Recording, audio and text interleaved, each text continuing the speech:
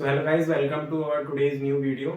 आज का टॉपिक हम लोग पढ़ेंगे अपना प्लेटलेट्स। इससे फर्दर जो मैंने प्रीवियस वीडियोस बनाई थी उसमें मैंने ब्लड सेल्स के दो टाइप्स पढ़ा दिए हैं, जो RBC erythrocytes and WBC leukocytes. तो आज हम लोग प्लेटलेट्स को कवर करेंगे।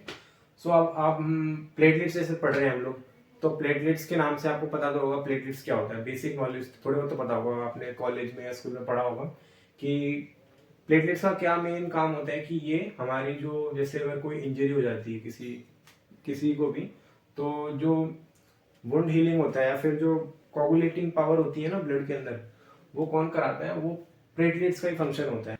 सो आज की वीडियो में हम लोग normal characteristics and basic functions पढ़ेंगे। सो स्टार्ट करते हैं। Platelets, these are the cell fragments produced from megakaryocytes। सो ये क्या होते हैं? ये सेल फ्रेगमेंट्स होते हैं जो कि किससे प्रोड्यूस होते हैं? मेगाकैरियोसाइट।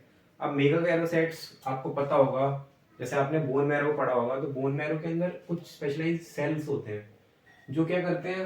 वो प्रोड्यूस करते हैं सेल फ्रेगमेंट्स। जो किसको प्रोड्यूस करते हैं? सेल फ्रेगमेंट्स को। और वो सेल फ्रेगमेंट्स कौन से होते हैं?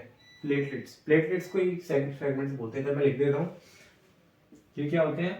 Special cell present in bone marrow.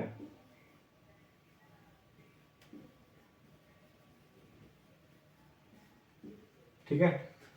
अब जो मोस्टली जो हमारा ब्लड सेल्स होते हैं सारे के सारे, आरबीसी डब्ल्यूबीसी, ये हमारे बोन मैरो के अंदर ही तो बनते हैं। इसीलिए ये जो मेगा कैरियोसाइट है ये प्रोड्यूस करता है सेल फ्रेगमेंट्स जिसे बोलते हैं platelets.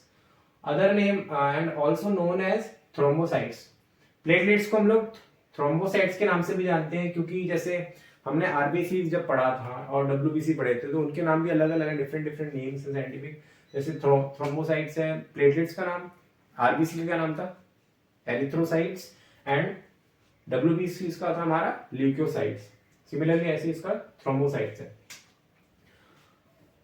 Very small disc shaped cell fragments. अब ये प्लेटलेट्स, हम लोग ब्लड सेल्स की बात कर रहे हैं, तो भी सेल्स, ब्लड के अंदर भी जो सेल्स होते हैं वो तो साइज से छोटा हो गई, नॉर्मली बेसिक बात है।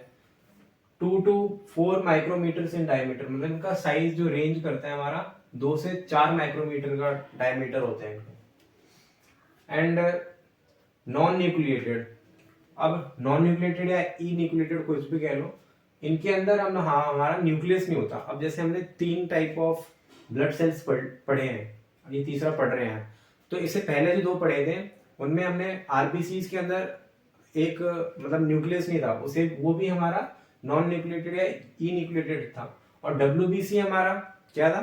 न्यूक्लिएटेड। मैं तो लिख देता हूँ RBC E nucleated and WBC हमारा क्या था? न्यूक्लिएटेड। और उसमें कुछ ग्रेन्यूल्स प्रेजेंट होते हैं, है ना, साइटोप्लाज्म में हमने पढ़ा था ना, इसीलिए इसको नॉन न्यूक्लिएटेड बोलते हैं। प्लेटलेट्स के अंदर न्यूक्लियस नहीं होता। नॉर्मल काउंट इसका 2 लाख टू 3.5 टू 4 लाख, सब 2 लाख या 1.5 लाख। हमने जैसे सीबीसी नॉर्मल जो ब्लड रिपोर्ट होती है ना, किसी भी पेशेंट की या किसी का भी देखा होगा अपने अपनी फैमिली में, कभी कराया हो, तो नॉर्मल जैसे ब्लड की जो पूरी इंफॉर्मेशन होती है, डाटा होता है, उसमें क्या लिखा होता है नॉर्मल, मैंने देखा है जैसे 1.5 लाख से स्टार्ट होता है 4 लाख के करीब, 3.5 या 4। तो वो डिफरेंट मेथड अलग अलग लैब्स के अंदर यूज करते हैं, उसके अकॉर्डिंग ही हमारे नॉर्मल काउंट आता है। ठीक है, बेसिकली 1.5 लाख से कर लो करीब लेके 4 लाख तक, इतना आता है normal count. Causes haemostasis, cessation of blood. अब इसका मेन क्या पढ़ रहे हैं? प्लेटलेट्स। प्लेटलेट्स क्या करता है? हीमोस्टेसिस। अब इसका नाम कब चल रहा है? हीम मतलब क्या होता है? ब्लड। और स्टेटिस, स्टेटिस एक मतलब समझ लो फिजिक्स आपने पढ़ी होगी, तो स्टैटिक वर्ड सुना होगा आपने। स्टैटिक मतलब रुका हुआ। तो वैसे ही जो हीमोस्टेसिस मतलब क्या है? ब्लड को रोकना। जैसे अगर कोई भी इंजरी हो जाती है किसी भी इंडिविजुअल को, तो उसका ब्लड जो है अपने आप रुक जाता है। कैसे रुकता है? प्लेटलेट्स के कारण। इसीलिए इसे सीसेशन ऑफ ब्लीडिंग कहते हैं। मतलब सीसेशन ऑफ ब्लीडिंग, अगर ब्लीड हो रही है, कहीं भी ब्लीडिंग हो रही है, तो ये उसे स्टॉप कर देगा। मतलब जो प्लग बनता है ना, प्लग, उसे कहते हैं हम लोग सीसेशन। प्लग बन जाता है, या फिर जो कट जहाँ पर कट लगा होता है, कुछ भी इंजरी हो जाती है तो वहां से उसकी ना ओपनिंग को बंद कर देता है, ठीक है। Reduction in their number leads to clotting disorders which leads to excessive blood loss from the body. अब इसका क्या मतलब है, अगर इनका नंबर, जो ये क्लॉटिंग डिसऑर्डर्स हो जाएंगे, अगर मतलब इनका नंबर जो प्लेटलेट्स का अगर काउंट कम हो गया गलती से भी, तो क्लॉटिंग डिसऑर्डर्स होते हैं, जिससे क्या होता है, ब्लड लॉस होता है ज्यादा फ्रॉम द बॉडी। जैसे हमने कौन सी क्लास में पढ़ा था, एक principle of inheritance and variation वाला चैप्टर था, शायद किसमें था, 12th में है शायद, हाँ 12th में है। तो हमने उसमें क्या पढ़ा था, 12th में शायद, 11th में शायद, हाँ उसमें हमने पढ़ा होगा जैसे जेनेटिक डिजीज थी, genetic disorders, Mendelian disorders. Mendelian में हमने क्या पढ़ा था, एक कलर ब्लाइंडनेस एंड एक पढ़ा था हीमोफीलिया। हीमोफीलिया आपको याद होगा, उसमें प्रोटीन जो होता है हमारे क्लॉटिंग के अंदर जो इन्वॉल्व रहता है ना, वो मिसिंग होता है, तो उसकी वजह से जिसको हीमोफीलिया पर्सन होता है ना, हीमोफीलिक पर्सन, उसके अगर कोई इंजरी हो जाती है तो ब्लड लॉस बहुत होता है, मतलब उसका खून रुकता नहीं है। तो वही क्लॉटिंग डिसऑर्डर्स हो सकते हैं। एक ले लो ये थ्रोम्बोसाइटोपिनिया, ये भी एक क्लॉटिंग डिसऑर्डर है, ठीक है। Then the hormone thrombopoietin from the liver stimulates platelets production. अब लिवर है, liver different function, different hormones release करते हैं, जैसे insulin, angiotensinogen, different type of cells. अब हम लोग प्लेटलेट्स की बात कर रहे हैं तो इधर इससे रिलेटेड पढ़ेंगे कि हार्मोन कौन सा रिलीज होता है, थ्रोम्बोपोएटिन। अब जो क्या करता है, प्लेटलेट्स के प्रोडक्शन को बढ़ाता है, मतलब जहाँ जो प्लेटलेट्स बनता है ना, कहाँ पर बनता है, लिवर के अंदर, ये यहाँ पर प्रोड्यूस होते हैं और इसका प्रोडक्शन यहीं पर बढ़ता है थ्रोम्बोपोएटिन की हेल्प से। सो अब फंक्शंस ऑफ प्लेटलेट्स की बात करते हैं। पहला फंक्शन क्या है, हीमोस्टेसिस, जो मैंने अभी बताया। ये क्या करता है, हीमोस्टेसिस हेल्प करता है,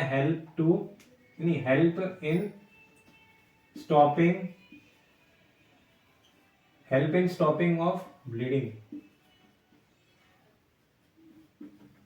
ठीक है। ब्लीडिंग, अगर कोई हैवी ब्लीडिंग हो रही है, एक्सेसिव ब्लीडिंग हो रही है, तो ये जो स्टॉप करते हैं ना, वो कौन करता है, यही है ना फंक्शन प्लेटलेट्स का, हीमोस्टेसिस करता है, ब्लड को रोकता है निकलने, ज्यादा बहने से। ब्लड कोगुलेशन क्या होता है, हेल्प इन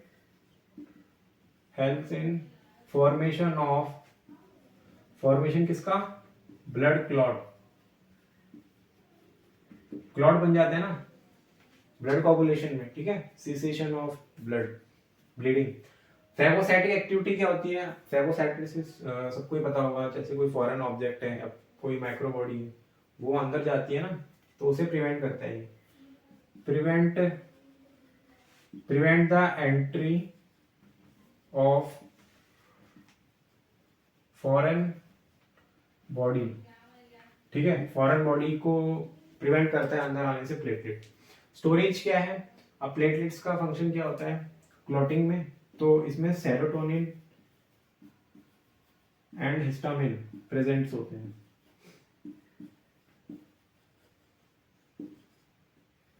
हिस्टामिन प्रेजेंट होता है, ये क्या करता है, इसके अंदर क्लॉटिंग की एफिशिएंसी होती है, इसीलिए ये स्टोर रहते हैं प्लेटलेट्स के अंदर। थ्रोम्बोलाइसिस एंड फिब्रिनोलाइसिस, ये इंपॉर्टेंट है। थ्रोम्बो मींस, जैसे मैंने अभी बताया था कि प्लेटलेट्स को क्या बोलते हैं, थ्रोम्बोसाइट्स बोलते हैं। तो थ्रोम्बो मतलब प्लेटलेट्स हो गया, ठीक है, प्लेटलेट्स। एंड लाइसिस मतलब क्या होता है, डिस्ट्रक्शन, लाइसिस मतलब तोड़ना, ठीक है ना। जैसे हमने लाइसिस मतलब तोड़ना, तो प्लेटलेट्स का क्या होता है, ब्रेक डाउन होता है, या फिर डिस्ट्रक्शन बोल देंगे, ठीक है। तो क्या कहते हैं, जैसे कोई इंडिविजुअल है, किसी की इंजरी हुई या फिर कट लगा, तो उसकी ब्लीडिंग हो रही है, और ब्लीडिंग हो रही है तो ब्लीडिंग होती तो रहेगी नहीं, रुकेगी। तो जो क्लॉट बना है ना, क्लॉट बन गया, तो अब क्लॉट बना है, उसके बाद क्लॉट खत्म हो गया, फॉर्मेशन ऑफ क्लॉट बना, फिर खत्म हुआ वो क्लॉट, फिर क्या हुआ, हमारा जो हीलिंग प्रोसेस है, जो भी टिश्यूज डैमेज हुए हैं उनका वो ग्रोथ करेंगे ना अपनी, वो हील होंगे, अपने आप को हील करेंगे। तो इसी को कहते हैं थ्रोम्बोलाइसिस, मतलब फॉर्मेशन ऑफ जो क्लॉट होता है, फॉर्मेशन, क्लॉट का फॉर्मेशन होता है, फिर उसका ब्रेक डाउन होता है, डिस्ट्रक्शन होता है क्लॉट का बनने के बाद, फिर क्या होता है हमारा जो, मैं लिख देता हूँ यहाँ पर, फॉर्मेशन ऑफ पहले हो गया formation of clot, formation of clot का फॉर्मेशन हो गया, फिर उसके बाद क्या होगा, एंड आफ्टर इट